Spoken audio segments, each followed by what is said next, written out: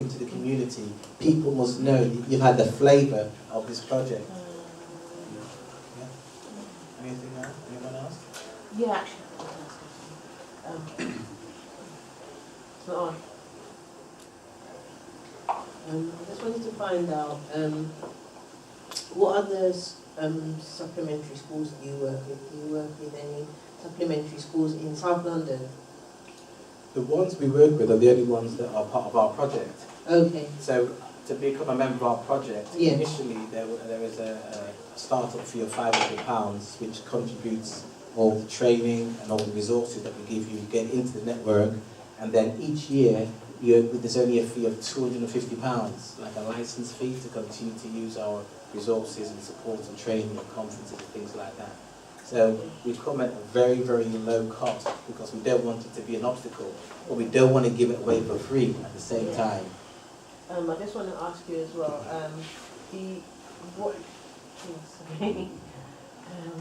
I just wanted to ask you, in the literature you brought today, the information that you have in the presentation, do you have that in the literature you have today? And also, I'd like to find out what schools you work with in South London so that I can, get my son into one of those supplementary schools that you actually work with. Okay, that's fine. I will do that. We'll do that after. Okay, thank you. Thank you very much for your presentation. I certainly have learned a lot more about what I thought that the church did in our community. So it's very refreshing to know how much they're doing. Yes. In terms of identity and culture, to what extent is that part and parcel? I know you've touched on it, because I know that one of the main problems that I think personally that our children are suffering from is not that they can't achieve, is because of the lack of emphasis that we in our community and we as black people, we haven't placed enough emphasis on identity, culture, community, whilst as it's very natural in the Indian community, they get taught their culture just naturally. In the Jewish community, Arab community, whatever, they get it taught naturally. Our children are just left, in terms of our culture and identity, they're just left to find out for themselves. Yeah. So I'm just wondering how much of an emphasis is put on identity and culture, because that's really going to be key for us as a community, excelling in anything we do in life, really, because that's the main obstacle. If you're going out there, you have no idea of who you are. You lack confidence and all that. So just mention, please. Yes, there is something called the cycle of negligence, where you actually get involved. First of all, you read about your culture, and then I think you start to apply it, then you internalize it, and then so many black people, because of our socialization, we have not had the opportunity, we haven't valued our own culture, because society hasn't valued it. So that means then we've got to turn our face to where it is being celebrated at events like this, at events like the conference I went to last week, Dynamic, the Black Child Conference, where it wasn't talking about problems, it was talking about solutions, and black professional people were talking very eloquently and practically about how to raise and sustain attainment. So we've got to be able to put our young people in the right places and also mind our conversation. One of the big things that we do subconsciously, for example, is even if somebody's coming to provide a service to us, we'll often negotiate more with a person of colour than we will with a non-black person, because we just think the product is less for some reason. It's exactly the same thing, but we've got more liberty to negotiate down and not say, I'll actually give you more because I want to support you. We want to do me a brother thing, and so we've got to value our community, and we've got to go into our history, celebrate it, and not be afraid. So I would say, let's get into certain media, read different types of newspaper. We've got wonderful things on YouTube and events in London, rich, diverse culture of London. Get to these events and bring the children along and be mindful of how we speak about ourselves amongst our young people. Thank you. But I have to stop now because we've got Dr. Davidson, who's going to present to us at this point now. Thank you very much.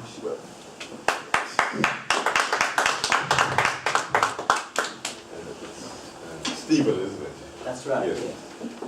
Thank you so much for your presentation. I must say that it's been very informative, and I'm very much pleased about the new developments with respect to XL3, the free school movement, which you have secured that development in terms of that school be on course, I think, in 2015. That's correct. Yeah. So well done to you and your team. Because I think it sets the kind of pace that I think we need to be running at in terms of what I have to say, because I have limited time now. I need to be out here for 5 o'clock myself. So my focus basically is around the issues here on the screen. Firstly, I don't think we have to say too much about what the churches have done since the Windrush coming of 1948. The churches have done quite a lot in terms of, as you said, supporting endeavors by activists and so forth who set up supplementary schools in homes, in church halls, etc. So we have to pay tribute to the work of the churches in terms of their support to that movement, the supplementary school movement.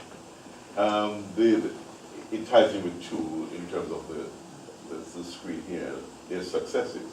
It's without question and without any contradiction, the children from our community who have succeeded over the last few decades within this education system. We know, you've highlighted the failures, the fact that we have been perpetually at the bottom of the league table. And it's still a position, just for example, the figures out for 2013, I haven't got them with me here, but 2012, the results, we are still at the bottom in terms of African Caribbean children. Only about 50% achieve the recognized grades, 5A star to C. So we're still not performing as we should. In other words, it's the glass is half full. Half of our children do well, another half not really well. But the point I'm making is that over the last few decades, the children from our community who have performed well and done well has been children who have been supported by the church, by churches. And there are studies to show that within our community, there are researchers who've shown that the children who would attend church, number one, they have the opportunity to develop confidence. But number two, many churches support the supplementalist movement. And as a result, those children invariably do better at school than those without the support. So that's very important in terms of the number two on the board here, challenges, success stories over 30 decades, the 30-year period. Yes. Should majority black-led churches be more supportive of black supplementary education providers? Of course, they have been supportive. Where I think we need to move forward, and again, I pay tribute to the work of XL3, because back in 2000, I actually attended the conference in Brighton where Tony Blair spoke, and William Hague then was the opposition leader. He was also there, and the idea there was that our community need to be more fully engaged within the educational arena. I think, yes, supplementary schools have been tremendous, but we still stand on the periphery of the education process. And I think we need, as I said then, to come more center stage. And this is what you're doing. So I applaud that. I think what we need to do is to have more schools that are run by the community. That is not segregation, may I say. And the evidence for that, may I put before you today, is the Jewish community. 80% of the Jewish children are educated in Jewish schools. And they have two groups of schools, independent and maintained schools. But the message there is that for your children to be educated, you can't divorce that from culture. We talked about that a bit earlier on. Learning, all the great philosophers in terms of education concur with the principle that education has to be driven by culture. And so the Jewish community has been wise to understand that. In fact, when we were talking about the book earlier on, and if you want to see us later on, you can. It's a book entitled Education and Pathways to Success for Black Children. And it covers a lot of the issues that we raised here. But the point I'm trying to make, when we were researching this, we spoke to the Jewish educators. And one of the things that one said was that why they have 80% of the children in their school is the fact that for children to be educated, they need to have their cultural dressing gown on. A very powerful statement. They need to have their cultural dressing gown.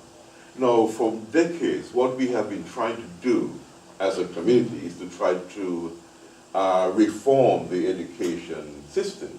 We protest, we nag them that things have to change.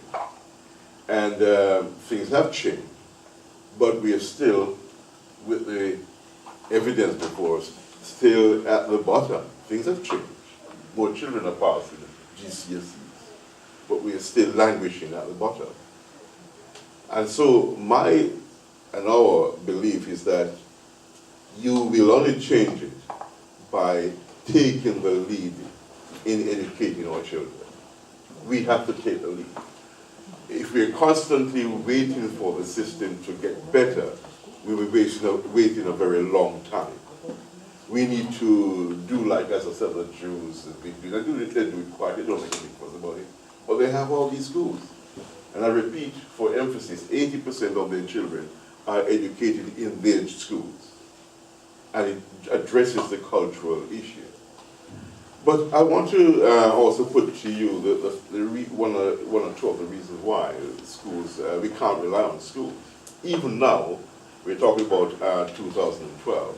The Ofsted annual report stated that in terms of school effectiveness, only 14% of schools were judged to be outstanding, 38% judged to be good, 40% judged to be satisfactory, and 8% judged to be inadequate. Now, if you split that down the middle, you have 38% good and 14% outstanding.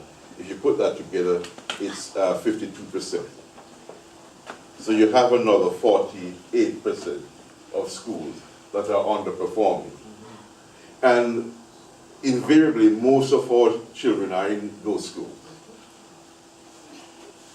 And that is the part of the problem. We have a system that is underperforming. And I'm suggesting or saying very strongly, if I can, that you can't wait on the schools to improve when you may have 90% getting good. Absolutely. Or being judged good. If you wait for that, many of our children will continue to be performing below their capability. And so I say to us, this is where the message in terms of what I want to leave in the very short time I have. The churches have a role to play in moving from the periphery, which I would call it. I say periphery not in a derogatory way, but in a complimentary way, because we have been supporting our children in that way by helping them through supplementary schools. But we need to come full center, or come center, by having schools ourselves. And I believe that the churches can do it. The Catholic schools are around. We have Church of England schools. We have Jewish schools. In fact, I've been talking about Jewish schools. And they probably have about 38 maintained schools. I'm saying that we, or growing army of black churches, need to consider more as a strategic development. We have to, when we talk about strategic thinking, it's about the long term. Part of the long-term thinking of churches should no longer center on the matter of just the congregation and the other social things that we're engaged in. But we need the black churches to come center stage by making that strategic move to have more schools run by our churches. And I believe that would address the long-term issues we are facing with our education, with the education of our children. And I would say to churches that they should not be something that seem to be strange in terms of the gospel, because church is about the gospel. Because the gospel, in summary, is about loving God and loving your fellow men. It's summarized, the commandments are summarized on those two broad headings: love to God and love to our fellow men. Love to God, and through the churches we get our value system, and it helps with character development. But I would just read this as it was something I wrote in that magazine over there, Keep the Faith, some time back last year. I said in the article that faith provides the basis of the value system of the Christian and builds the moral compass that guides our actions. But whereas faith determines the ethical foundation of our lives, it is education that powers our actions with the skills, information, and knowledge we need for our existence today. In a way, I'm saying, for us to make real the command to love our fellow men, we need to have the skills, the knowledge, the information. And this is where I feel the church can move forward in terms of combining love to God and love to your fellow men by having the schools to provide our children with the skills, for them to further go on to love their fellow men. And really, the essence of living is about love and compassion. And without that, we are lost. Thank you so much. Thank you. Thank you very much. I'm getting questions. I have until about 5:10 before I leave.